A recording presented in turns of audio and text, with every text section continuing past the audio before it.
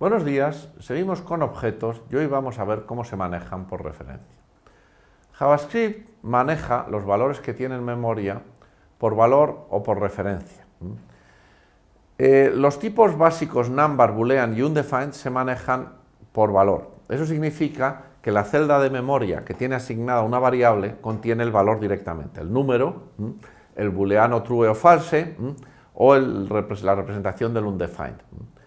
Los strings se generan por referencia y los objetos se generan también por referencia, porque tienen longitudes variables, van creciendo y disminuyendo a medida que se utilizan.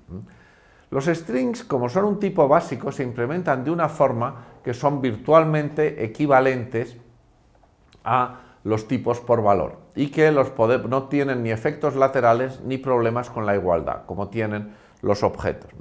Por eso, aunque se implementan por referencia, podemos considerar, digamos, de cara al uso, que se manejan por valor, se pueden comparar y se pueden utilizar sin miedo a que ocurran efectos laterales. Pero en los objetos tenemos que conocer muy bien cómo funcionan las referencias para poder manejarlo correctamente.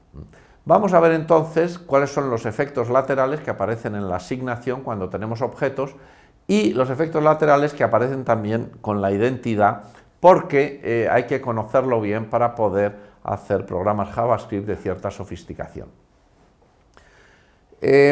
Vamos a ilustrar con este ejemplo de allí cómo son los efectos laterales. Si nosotros definimos una variable x a la que asignamos un objeto vacío aquí, se nos crea esta variable x que tiene un puntero que apunta a este objeto de aquí.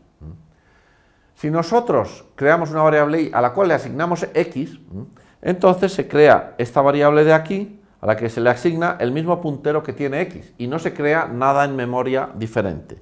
Este puntero apunta al mismo objeto al que está apuntando y. Por lo tanto, ambos están compartiendo el mismo objeto.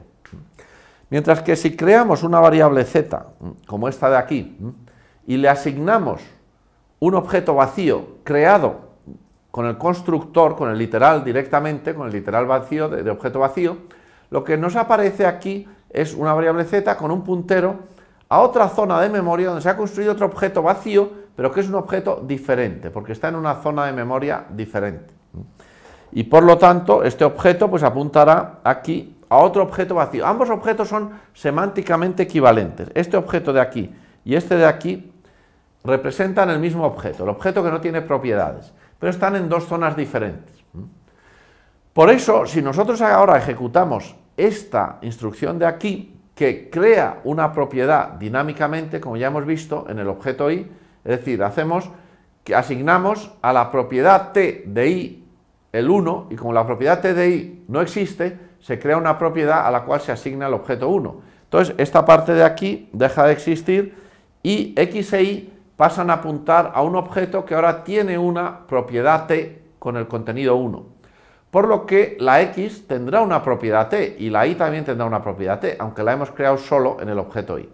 Este es el efecto lateral que mencionaba.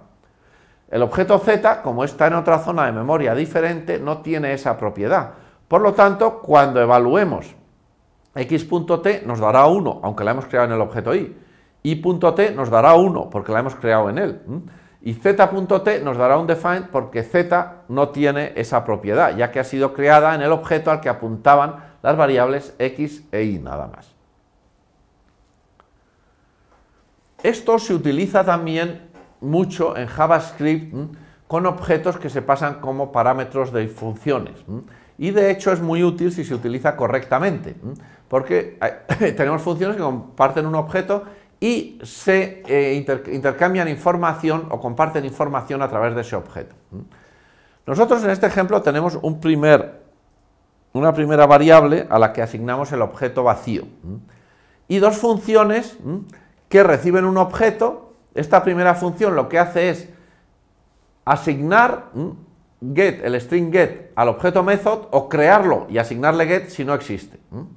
Y esta segunda función recibe un objeto que es rec2, mira si tiene el objeto method con el contenido get y si lo tiene, devuelve ha llegado get, porque devuelve el contenido, ha llegado concatenado con el contenido de method, y si no, devuelve el mensaje de error, error 37. Entonces, si nosotros tenemos un protocolo de uso que se utiliza mucho en JavaScript, que es este de aquí, es decir, si nosotros invocamos la función antes de que se genere ese campo, digamos, pues la función esta segunda antes de que genere ese campo, pues nos dará el error, que es precisamente lo que queremos testear. Esto es una función de testeo que mira si existe algo y si no existe da un error, por ejemplo, si debiera existir, y si existe, pues devuelve la información que quiera. Aquí, bueno, pues es un ejemplo muy simplificado, pero ya vemos que esto se utiliza mucho en programas complejos. Pues al invocarla después de crearlo, digamos, nos daría el error 37, porque ese objeto está todavía vacío, no tiene la propiedad method. Si nosotros le creamos la propiedad method y le asignamos get, o le asignamos get si ya la tuviese con otro contenido, entonces cuando volvemos a invocar la función answer, después de haber invocado set, pasándole el mismo objeto, que es el objeto rec, porque todas están trabajando sobre el mismo puntero, que es el puntero a ese objeto vacío que se creó al principio, entonces sí obtenemos ya el mensaje de que ya existe ese método y ese campo, el campo method, y que además tiene el contenido get, que es lo que estamos esperando. También podemos tener funciones que mirasen si existe ese objeto y si tiene otro contenido, y así crear un conjunto de funciones que se van utilizando en puntos diferentes para mirar cuál es el estado del objeto. Entonces aquí estamos utilizando los efectos laterales en positivo, para tener una forma de tener funciones que trabajan sobre el mismo objeto. La identidad y la igualdad de objetos también hay que verla pues tal y como es, porque la identidad y la igualdad trabajan sobre referencias y por lo tanto lo que dice la identidad y la igualdad no es si los objetos, digamos, a los que estás usando son semánticamente iguales, sino si esas variables están trabajando sobre la misma referencia, es decir, sobre el mismo objeto, sobre un objeto compartido. Entonces, esto es lo que mide. Y así es como hay que utilizarlos, porque es lo único que nos dice la identidad y la igualdad. Como la igualdad no la utilizamos, digamos, en los objetos por valor, pues aquí tampoco deberíamos utilizarla, ya que tiene esa semántica tan rara que hemos visto, y se recomienda también utilizar solo la identidad cuando trabajamos con objetos, pero sabiendo que lo que nos dicen es si estamos trabajando sobre un objeto compartido o no. Aquí, en este pequeño ejemplo, volvemos a tener una situación parecida. Las variables x e y se crean de forma que compartan la misma referencia.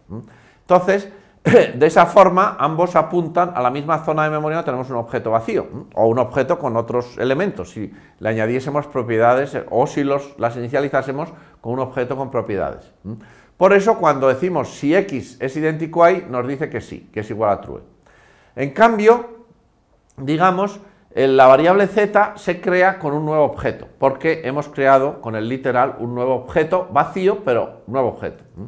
Por eso, si hacemos x idéntico a z, nos da false, lo mismo que si hacemos x idéntico al objeto vacío.